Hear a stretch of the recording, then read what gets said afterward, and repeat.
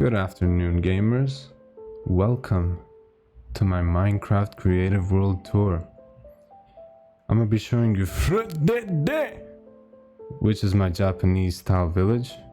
We got some default village houses right off the bat that I modified to make them look how I wanted them to look. This one is the only one with an interior worth noting because I tried to fit as many beautiful things in a small space. We got this house right next to it. Pretty beautiful house, pretty ugly on the inside. It's vibes right here, man. Leading up to none other than the shrine of water sheep, man. It has white wool right here. It's dedicated to water sheep, that's all you need to know. It's absolutely beautiful, but not as beautiful as the temple of water sheep, and we can see water sheep staring at us right there. And he lives in this beautiful temple, blessing this entire village with his amazing powers. He's got a rainbow here, all this beautiful loot. He has this massive rock. We got some vibes here as well. Moving down though, we have the shopping area. Look at this, dude. This is how far my creativity gets me.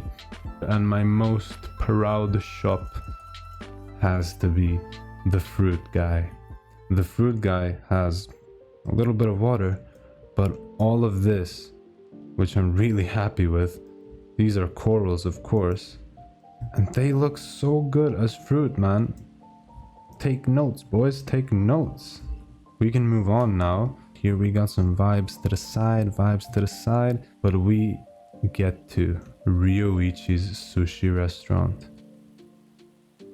Inside this building, we got a pretty nice dark vibe with some paintings, glowstone on top, sea lanterns on the bottom, and we got this little area, which is pretty cool because of how compact it is. We got these eggs, little bonsai, fish right there, cabinet, shelf things, and the ladder, of course, for whoever is serving here to get there.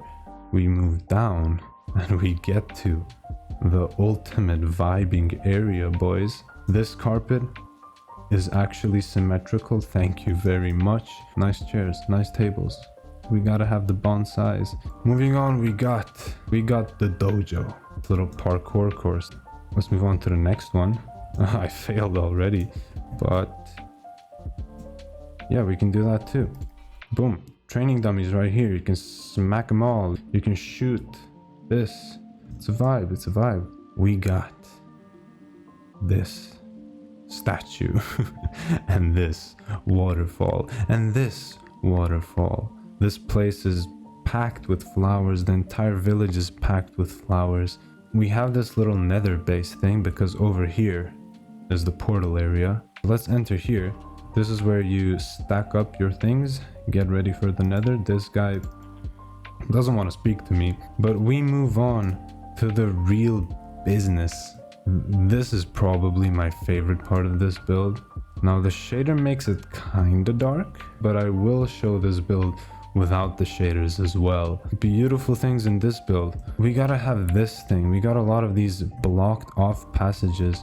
I don't know if I have one here. There is one here. This one at the very start. And of course, this little stairway, which is way too simple for how nice I feel it looks. A little bit of nether behind the portal. Look at the statue a little bit more. These statues are from Instagram, dude. I was inspired by things I saw online. I don't know about the dojo, but I just know that this house was inspired by something. Let's move down. Moving down, we have the greatest roof I have and the greatest roof I will ever build in Minecraft.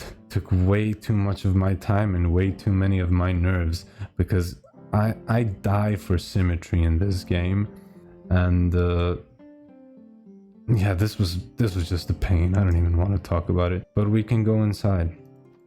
We got a little nice chill beautiful interior, bonsai right here, pink table right there, banners acting as curtains. They need to have a painting, some cabinets, shelves, and cooking area, of course. Had to put a stair there. It's good, it's cool. And a sunflower farm. I needed a sunflower farm. Up here we got a nice area with this ugly light. Moving on, he's got a doghouse, but in this house we got one of the most lackluster interiors. But on the floor above, we got the thing. We got this beautiful light system that somehow reveals no redstone. I spent way too much time fixing that. Even though we have trapdoors here, you see these don't activate, only the lights do. I don't even remember how I did that. And we of course have this thing, a lingering potion of swiftness, because I just thought this place needed one. Don't ask me why. This place also has one of my favorite things in this build. The flower farm. Ladies and gentlemen, flower farms should be in every epic Minecraft build. Please, all the builders that are 10 times better than me, please start doing this. We also have a triangle right here. I tried to make an artificial little pond. Didn't work out. I didn't want to show this, but you saw it. It's there. Moving on, we got some vibage everywhere. Nice little pathway down, towel hanging thing, and this little background that it's a vibe. A little well here, and this house. Goddamn. This house was actually copied from one of my survival worlds. The way I copied it was weird though. I kept this was on a server, so I kept logging into the server, remembering as much as I could, then coming back here to rebuild everything. It didn't take long, actually. It didn't take too long, so it's fine. These are vibes. Anyway, moving on, we got another little vibe pond over here. A little fountain in this little area that's meant to be spooky dark mode for no reason at all. The little mining area. Another tiny vibe pond here, and another statue that I copied from Instagram, because I really don't know how to build statues. And finally, the most beautiful area in the entire place. I am extremely proud of this right here. Not this, honestly, but this little area with the bridge leading into the tunnel, waterfall right there with the rock outside it splitting the waterfall in two, and these little tiny trees with jungle leaves and all the flowers, and another waterfall that starts all the way up there. This little gate, kinda meh. So we got this little path. This guy is kind of like antisocial. I gave this village some character. He's got fruit. He's got this little pathway that leads to absolutely nothing. Actually, it leads to his wheat farm over here. But main thing, we enter here. He's got a nice cozy interior, but down below he is experimenting with redstone.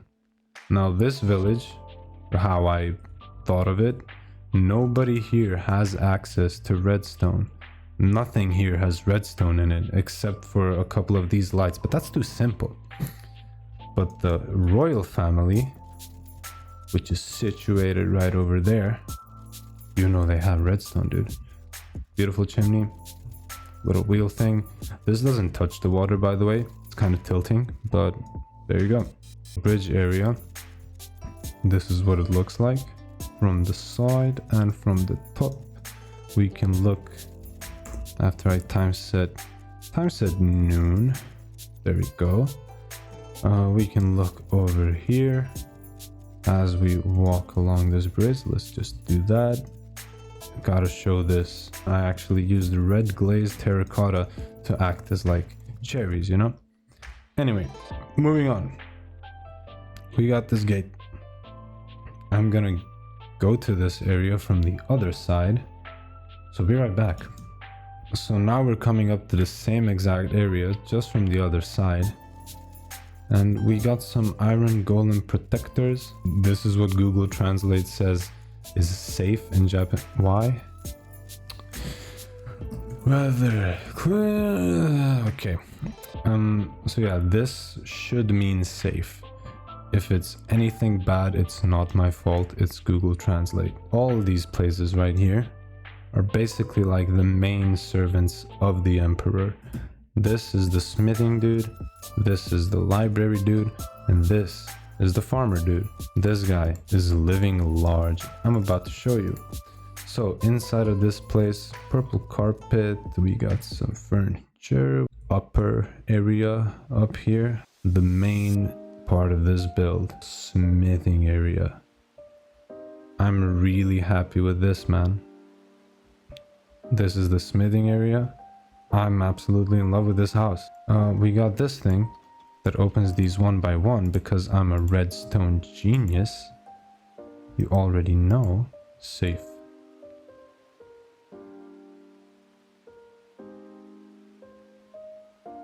That just makes me happy, honestly. That's beautiful. So he's got this little boat. It's cute. It's red. Next up, we got the farmhouse. Farming of everything that I saw on Instagram. Added these cocoa beans myself because it takes no brain power. Obviously some sugar cane up here, and obviously melon and pumpkin farm. We got all the animals you might want, and this little area right here, I don't know what I wanted this to be. I think it just looks nice. Pretty beautiful interior in my opinion. We got that little down floor right there. We got this little middle floor that doesn't really do anything special, and we got the bedroom, which is pretty nice. It has the Japanese flags, of course. It's the only place I put Japanese flags in. I don't know why, but at least we have 2 of them in this world. The cool part of this build though is this thing. I struggled so much to build this. You take a minecart with the chest, you put it on here, put some food in there, and push the button. This thing gets sent over through this little thing, and that's how the emperor receives his food, from a little private farm down here. And we can move on to the little guard towers. Now the guard towers are kinda lackluster.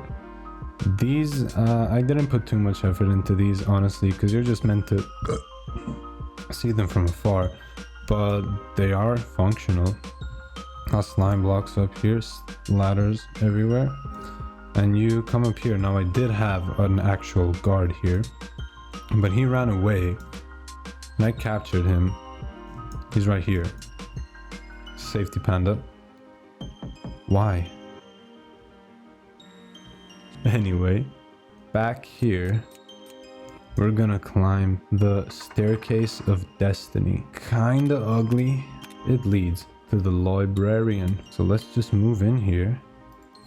All we see is a pretty beautiful interior with some red sandstone. Books right here. I just flipped a lot of books on item frames. Some of them are written, some of them are enchanted. We got the bottom level right here, but the librarian is missing. So let me show you where he lives. The librarian lives here. He's very antisocial. He's got some cobwebs in his room. He's got this lever to enclose himself because he doesn't want to see people or be seen by people. He's got a dead bush right here. He has a way out. Actually, I made this thing functional. We can move up a bit more. We made it to the emperor's house. Equipped with the finest of statue wielding a magic sword. We got this little area using the little technique with the walls in combination with the gates. Pretty nice. Some daylight detectors, you already know. And this little area right here that's honestly meant for flying an elytra. And we can enter from the back, come out of the front, and re-enter from the front. And we got sofa. We got the table of fancy epicness. Table here with another bonsai. Sink, boys. But if we move down, we got the food from before.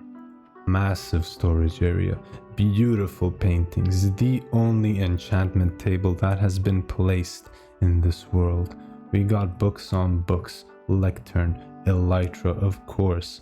Moving down, we got this beautiful little chilling area down here with a view of the Temple of Water Sheep because nothing else is worth looking at. We can move back up though, and on this floor we have the bedroom. One thing I love the most about the bedroom is honestly these lights. Full enchanted gear everywhere, and we got the only map and the only cyan bed because this color is just, come on man. This map though, I think this is not updated, so that's the reason I have these, and we can just do this. Yeah, that's a little bit of updates. But if we move out over here, the Panda Garden of Epic, the Panda Garden.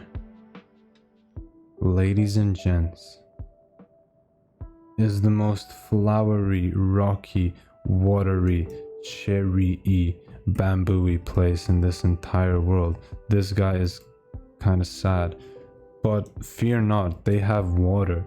Nothing to be sad about. Wall over here. This whole place has been blessed by water sheep, of course. Beautiful waterfall.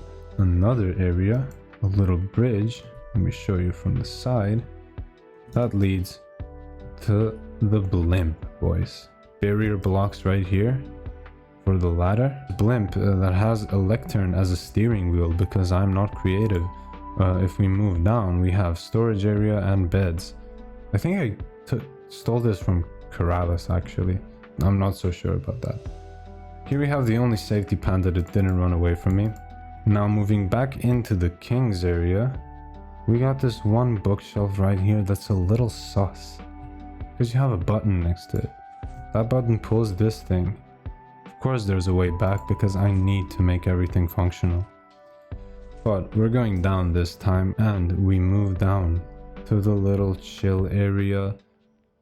This thing I really wish that I had created, but I didn't. It's under this thing that I did create, and it looks pretty nice. We got a waterfall here, we got a waterfall there that splits into two, and then goes here, and then this one goes underground, and goes back into here, and then it goes here, and then it goes here. This also has this. It's really cool, boys. But the main cool thing about this place, we have rocks everywhere, little buttons that are supposed to be rocks, except for this one, which opens up the most sacred area in this entire world. Boys, what I'm about to show you is my prized possession, my magnum opus of the Minecraft world. We have the ultimate room right behind these doors, hidden behind the ultimate code. Boys, we have the toaster.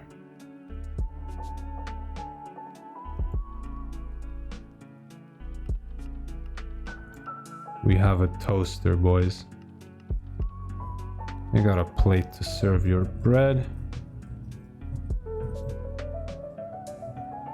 And that's it, boys. That's it for this world tour.